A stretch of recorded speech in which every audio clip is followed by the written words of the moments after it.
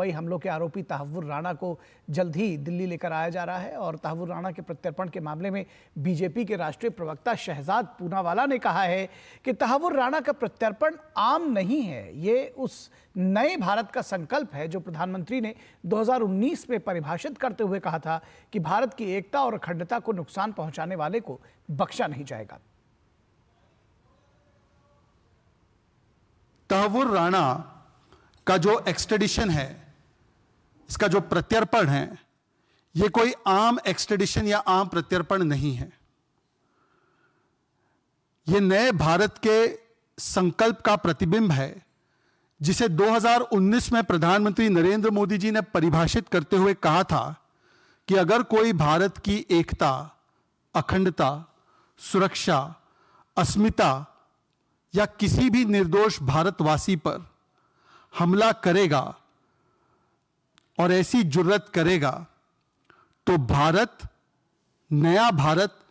ऐसे आतंकी को चाहे पाताल से ही क्यों नहीं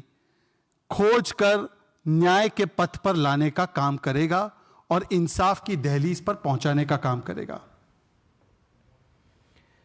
और भाजपा के राष्ट्रीय प्रवक्ता शहजाद पूनावाला ने कहा कि राणा का प्रत्यर्पण उस नए भारत का प्रतिबिंब है जो पाकिस्तान द्वारा प्रायोजित इस्लामिक आतंकवाद को बढ़ावा नहीं देता, उसका करारा जवाब देता है। भारत आतंकियों को न तो माफ करेगा और न ही भूलेगा। यह उस नए भारत का प्रतिबिंब है जो पाकिस्तान द्वारा प्रायोजित इस्लामिक आतंकवाद, इस्लामिस्ट आतंकवाद के प्रति जीरो टॉलरेंस रखता है और वोट बैंक की राजनीति को राष्ट्र नीति के ऊपर हावी नहीं होने देता है, किसी भी प्रकार से उस पर समझौता नहीं होने देता है,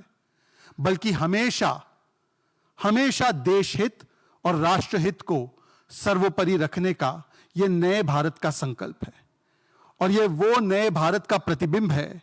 जिसका ध्येय वाक्य वो बन चुका है जो हम हर 26/11 की बरसी पर देखते हैं कि India will neither forgive and India will neither forget. Shehzad Poonawalla ने कहा कि 26/11 मुंबई हमलों के मुख्य आरोपी को भारत में लाना सिर्फ 138 भारतीयों के लिए नहीं, 166 भारतीयों के लिए नहीं, बल्कि 26/11 में मारे गए उन सभी देशों के लोगों को न्याय दिलाने की ओर एक बड़ा कदम है। आज केवल 138 भारतीय विक्टिम्स के लिए ही नहीं,